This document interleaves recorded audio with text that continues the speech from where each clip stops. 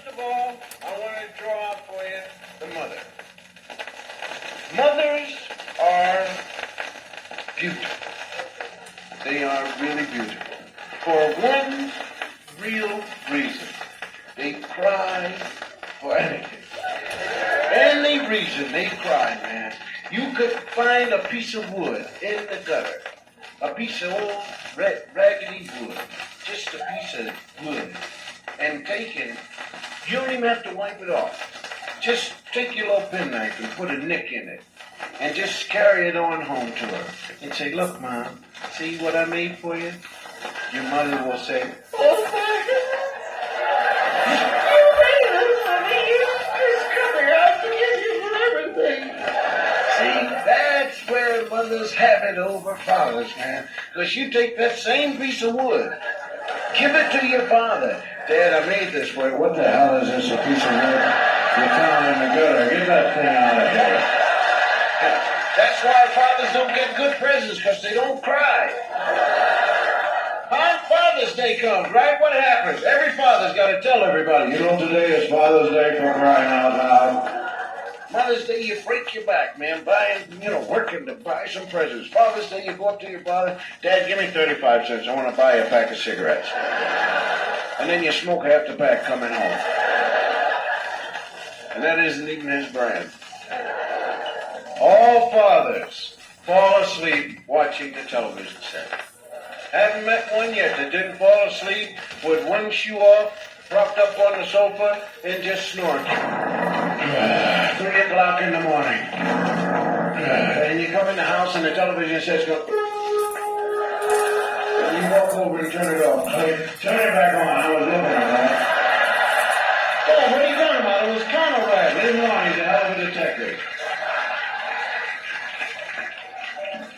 A mother's greatest weapon, though, is not crying. Mother's greatest weapon is her voice. Did I tell you not? If that voice is within 30 feet of you, it will decalcify your whole spinal column, and you will drop to your knees and say, please, Mother, I'd rather you hit me than scream at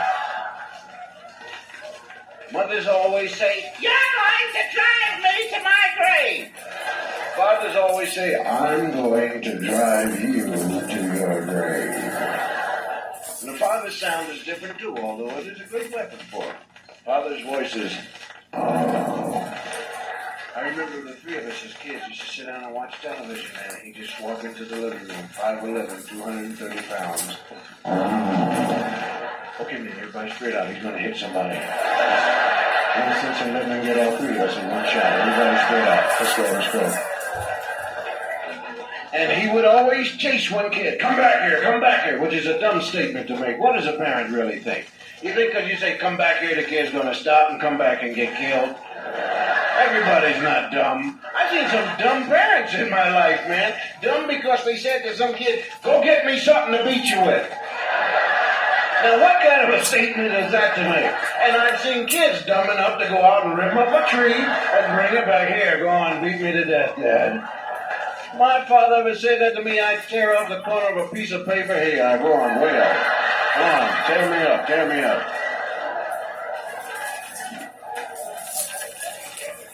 And a parent, the father or mother, is never wrong, man. They don't know your name, some of them. If there's over 3 children, they can't go, boy, stop that. They don't know you and walk up and hit you for nothing. Whack, what's that for? That's because the other time when I didn't catch you when you was doing something. And don't you ever forget it. Parents, really groovy.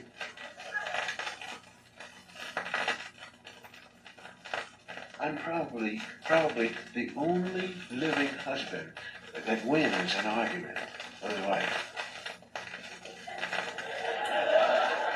You know what I do? I'll tell you my secret. When we argue, I cry first.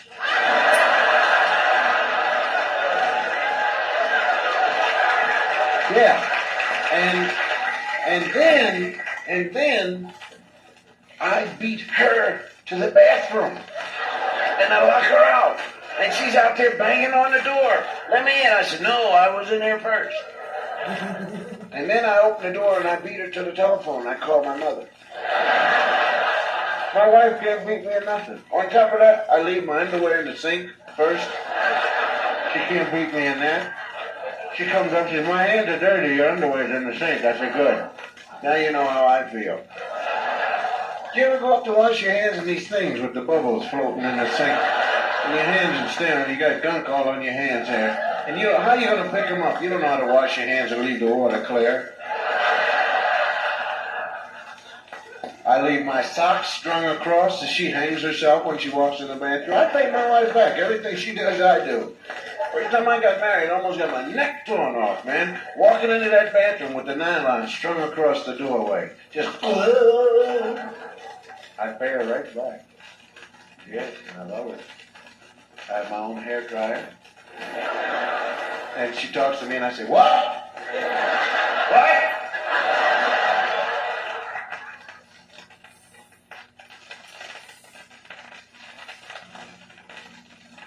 Any of you here have grandfather? Well, my grandfather's like 92, and he's getting up there, old. And did you ever talk to your grandfather like you've been away for a long time? And the only conversation you can get from him is like, you know who died yesterday? No, who did, Grant? You remember S.C.'s son's brother Dick used to live up on the hill, played ice skating and roller derby, and was a third cousin of Frank Johnson, who passed away 2 weeks ago, and said he'd live longer than me. Yeah, the whole family died yesterday.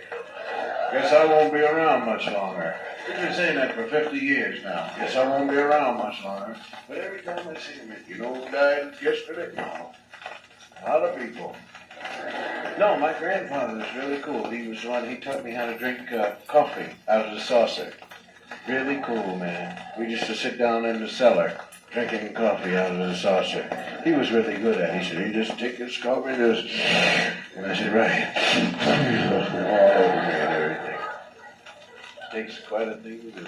He taught me how to smoke cigars and everything. He started me smoking cigars when I was 12. I said, what do you smoke cigars for, man? He said, keep the worms away. Get rid of them worms. I said, well, I don't have any worms. He said, well, have a cigar then. I sit down and smoke cigars. I never got so sick.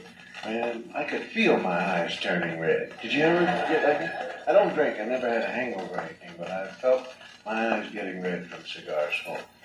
And his wife wouldn't let him smoke upstairs. He had to smoke in the cellar down there while he was there. He was always fixing the furnace. And my grandfather would always take 50 cents. You know that record with, I don't know if any of you heard the record, Little Old Man? Well, that was dedicated to my grandfather because he used to put me on all the time. And a grandfather can talk to you and hold your attention for 900 years by just holding a quarter in front of your face. Now you take this quarter, yeah. No, not yet. I'm going to tell you what to do. Yeah, I'll do whatever you say. Just give me the quarter. No, now you take this quarter and you put it in the bank. Yes, I'll put it in the bank. Give me the quarter. Hershey bars, let's take baby room, then buy 6 pretzels, let some mustard on it, and I'll give a chip in for baseball. You take this quarter and you put it in the bank. Yes, please. I listened to Grant for about 900 hours, just for a quarter. And then take it right to the store. Give me 12 of these, and 6 of these, and 14 of them. One guy that ran a candy store, we probably drove him crazy, man, walking in there ordering things. And it seems like every guy that owns a candy store doesn't know what you're pointing at. It's a whole comedy routine between the two of you. Give me one of these. No, over there. This one. But don't put your hands on the candy. Well, what do you want? I want 6 of the red ones with the orange stripe on the side there. This one? Yeah. Now give me one of them. They're 5 for $1. Oh, well, wait a minute. Give me the other one on the side, the other green one. This one? No, underneath. See where your hand is? Yeah, not there. Now move over to the side, right. Now, that's the one right here. Yeah, how much are they? How many do you want? Because my back is hurting me. Keep him going. And then you bring in soda bottles, the 2-cent soda bottles. And he goes, where'd you get them bottles from? I got him from this store, believe it or not. I never saw you in here before. Well, I got him from here when you were drunk one night.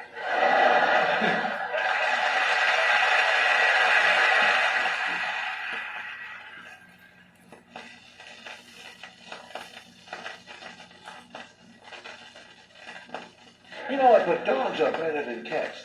Cats are not cool at all.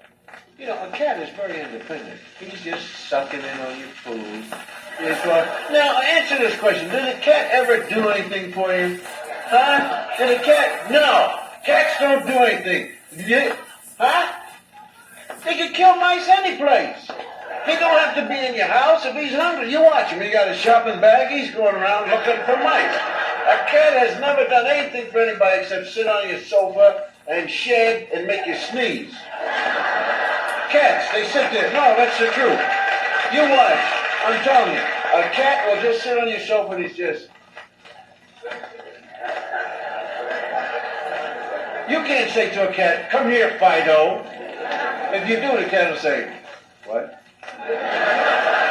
See, I said, come here. You're not talking to me. I was just sitting here on the sofa, man, watching television right now. Got any more catnip? You haven't been catching any mice lately? No, man, because I'm full. Can't eat them all up in one day, you know. And besides, some of them haven't bathed yet. Yeah, that's why they call them cats, man. Now, a dog is beautiful, you know. What can I do for you? Want your slippers? Long slippers. Oh, I'll get you on. Here's your newspaper. That's not mine. You chewed it all up. Can't help. I got sharp teeth. You know, dogs always trying, man, but a cat, the only time you ever see a cat, and I gotta be frank with you, is when it's time to eat, and he's rubbing all around your leg, putting that fur all around there so you can start sneezing, your eyes swell up. But cats are really cool. Now, if you want to own a real cat, get yourself a lion. Then you'll respect him, I'll tell you that. You say, come here. And when he comes, you go. I always wanted to have pets like that. Have a gorilla right in the house, man. Have him sitting around the house. I ain't going to clothe him. Unless let him walk around the way he is. But just think, when some guy breaks into your house late at night, what he's going to be seeing when he starts to go for that safe. First of all, he's got to laugh a lot. That's all he can do. But there's no communication between man and gorilla. I mean, you can say to a gorilla all you want, get out of here, you know, but he ain't going to stand for that as he's ripping your ear off. That's the first thing he wants to do. A gorilla will rip your ear off. He wants to peel you.